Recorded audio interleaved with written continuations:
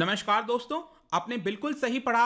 IMF that is international monetary fund के द्वारा latest report में बताया गया है कि भारत सबसे तेजी से ग्रो करने वाला देश बनेगा इन द ईयर 2021 और ये ग्रो होगा करीब 11.5%। क्योंकि आपको याद होगा पिछली बार जो अनुमान लगाया गया था आईएमएफ के द्वारा 2021 में भारत करीब 8.5% के आसपास ग्रो करेगा, लेकिन इसको काफी हद तक बढ़ाते हुए यहां पर 11.5% बताया जा रहा है। और याद रखिएगा जिस रिपोर्ट की बात कर रहे हैं दोस्तों, बहुत इंपॉर्टेंट रिपोर्ट है। It is world economic outlook report, जिसको कल ही पब्लिश किया गया है। इसको कंफ्यूज मत करिएगा ग्लोबल इकोनॉमिक प्रोस्पेक्ट्स के साथ। जो ग्लोबल इकोनॉमिक प्रोस्पेक्ट है ये भी आपका रिसेंटली इंट्रोड्यूस किया गया था, लाया गया था वर्ल्ड बैंक द्वारा। तो ये आपका वर्ल्ड बैंक के द्वारा आता है, लेकिन ये वाला जो रिपोर्ट बात कर रहे हैं वर्ल्ड इकोनॉमिक आउटलुक रिपोर्ट, ये आईएमएफ के द्वारा हर साल 2 बार रिलीज किया जाता है और 2 बार अपडेट किया जाता है। मैं आपको आगे बताऊंगा। तो जैसा कि आप यहां पर देख सकते हो, India seen growing by 11.5% in FY22,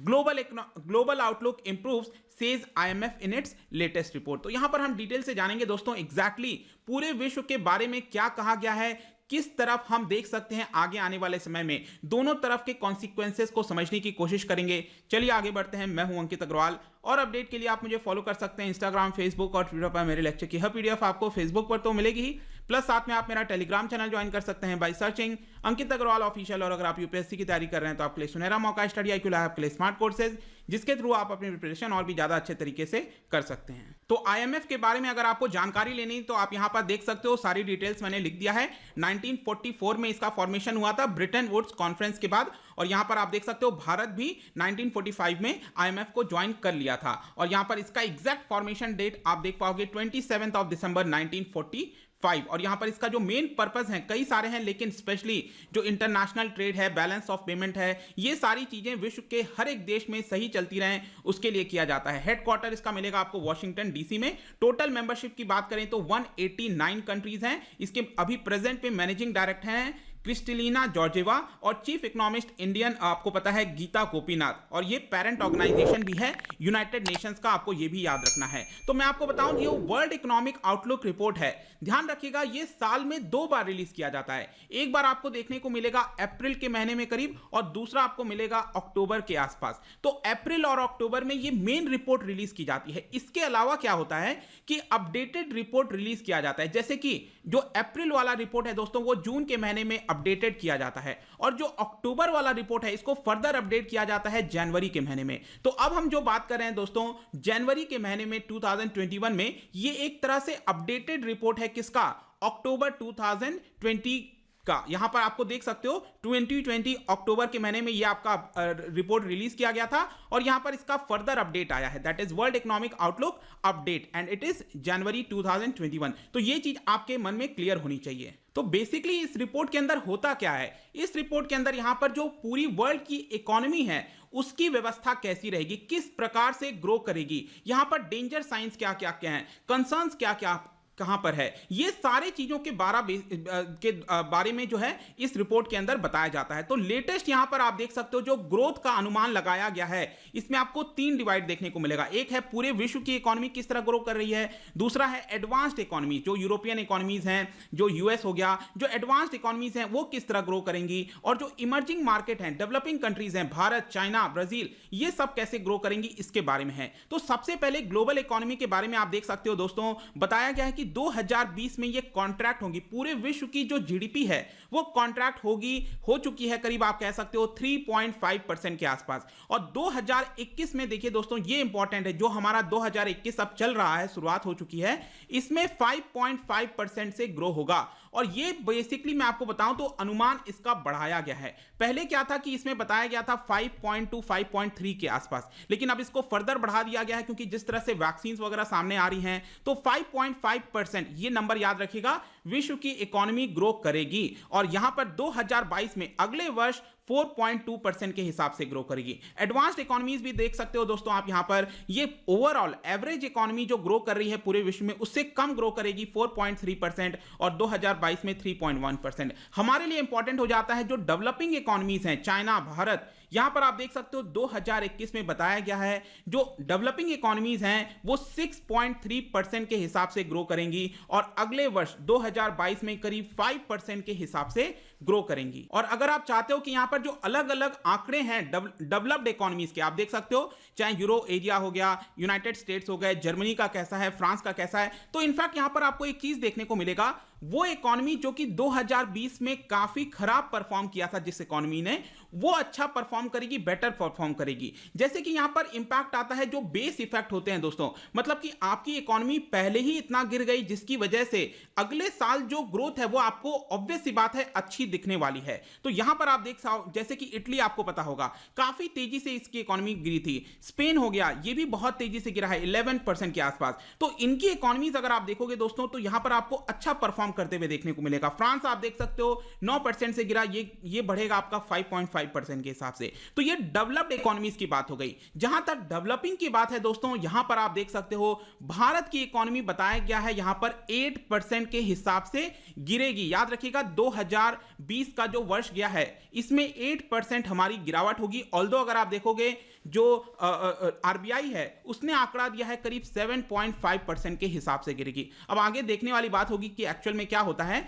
लेकिन यहां पर भारत का दोस्तों आप देख सकते हो 11.5%। इस हिसाब से हम 2021 में ग्रो करने वाले हैं और 2022 में कितना ग्रो करेंगे, 6.8% के हिसाब से। अब ये मेन अंतर क्यों आया है, क्योंकि आपको समझना है पहले ही हमारा बेस इफेक्ट कम हो गया है। अब फॉर एग्जांपल मैं आपको समझाता हूं, सपोज मैं कहता हूं कि 2019 में, एग्जांपल आप देखो 2019 में सपोज हम कहते हैं कि हमारे देश के अंदर 100 रुपीज के गुड्स प्रोड्यूस हुए, 100 रुपीज के गुड्स सर्विसेज जितना भी है उसकी वैल्यू 100 है, उसको हम क्या कहेंगे, जीडीपी कहेंगे।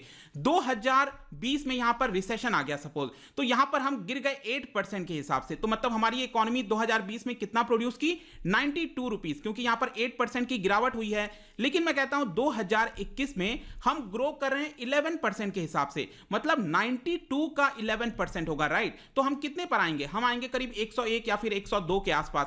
तो यहां पर एक्चुअल में अगर आप देखोगे तो 2019 के मुकाबले क्या हम बहुत ज्यादा ग्रो किए हैं, नहीं किए हैं। और इसी को कहते हैं बेस इफेक्ट, क्योंकि हमारा यहां पर गिरावट पहले ही इतना ज्यादा हो गया था। इसकी वजह से हमारी जो परफॉर्मेंस है वो आपको ऑब्वियस सी बात है काफी बेहतर देखने को मिलेगी बाकी इकोनॉमीज के मुकाबले। लेकिन एक अच्छी बात है कि आईएमएफ ने हमारा जो प्रोजेक्शन है उसको और ज्यादा बेटर किया है। फॉर एग्जांपल मैं आपको दिखाता हूं, पिछली बार अक्टूबर के महीने में मैंने आपको बताया था, यहां पर रिलीज किया गया था रिपोर्ट, उसमें आईएमएफ ने बताया था कि हमारी इकोनॉमी 10.3% के हिसाब से गिरेगी। लेकिन यहां पर अब लेटेस्ट रिपोर्ट में क्या बोला गया है, 8% के हिसाब से गिरेगी।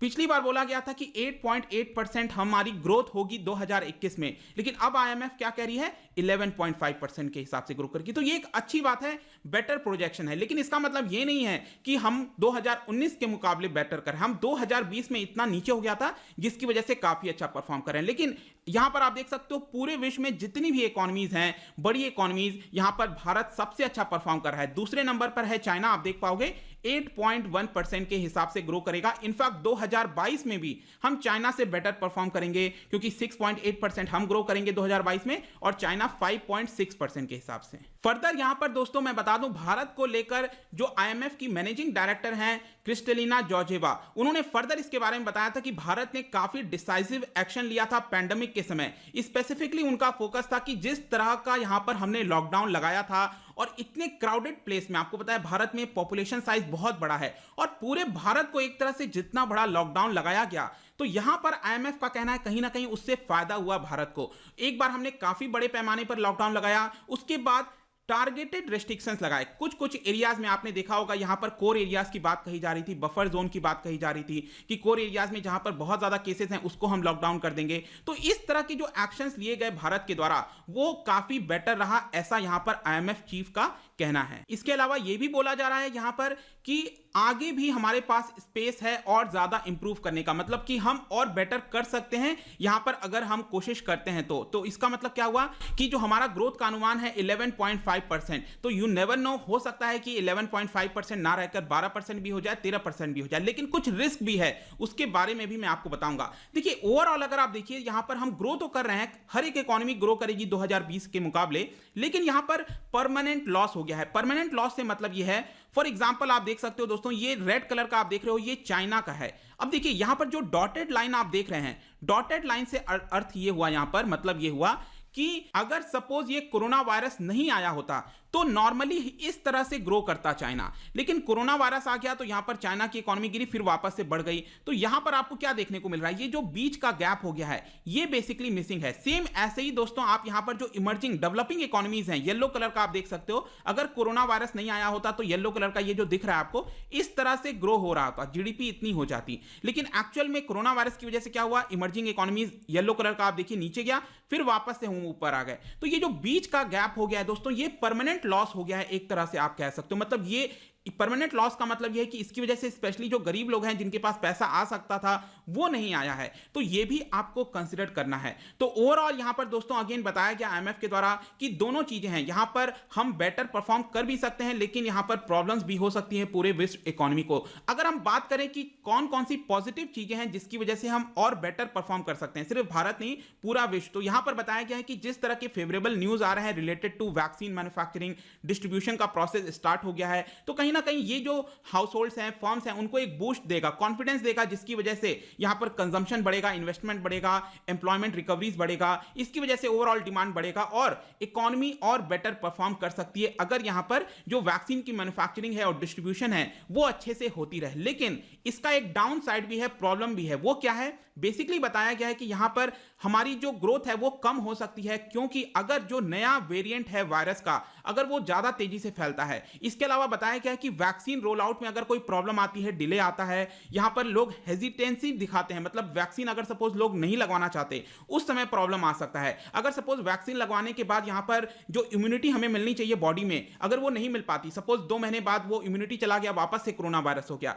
तो ये प्रॉब्लम क्रिएट कर सकती है। तो ये कुछ डेंजर्स दिखाए गए हैं आईएमएफ के द्वारा कि इन सब चीजों पे हमें ध्यान रखना है। और आईएमएफ का ये कहना है कि इसकी वजह से सोशल अनरेस्ट भी आ सकता है, मतलब कि जो प्रॉब्लम्स होती हैं देश के अंदर, लड़ाई दंगे, क्योंकि यहां पर इनइक्वालिटी जितनी ज्यादा बढ़ेगी उतना ज्यादा प्रॉब्लम देखने को आगे मिल सकता है। तो ये है दोस्तों latest report regarding world economic outlook report by IMF. इसके बारे में जितनी जानकारी थी मैंने आपको दे दिया है। जाने से पहले एक इंपॉर्टेंट क्वेश्चन आपके लिए लेकर आया हूं, इन 4 रिपोर्ट्स में से एक रिपोर्ट आईएमएफ के द्वारा पब्लिश किया जाता है, क्या आप मुझे बता सकते हो कौन सा report international monetary fund release करती है? इसका जो राइट आंसर है दोस्तों मैं हमेशा की तरह अपने इंस्टाग्राम पर तो डालूंगा ही, अगर आप इंस्टा पे नहीं हो कोई बात नहीं, टेलीग्राम से आप इसका राइट आंसर ले सकते हैं। मैं कई सारे एमसीक्यूज यहां पर डालता रहता हूं स्टोरीज के फॉर्म में, आप जाकर प्ले कर सकते हो। अगर आप मुझसे इकोनॉमी पढ़ना चाहते हैं, कोई भी कोर्स परचेस करना चाहते हैं, स्टडी IQ ऐप पर जा सकते हैं। आई होप की वीडियो आपको पसंद आया होगा। मिलता हूं आपसे next time, till then thank you very much, see you soon.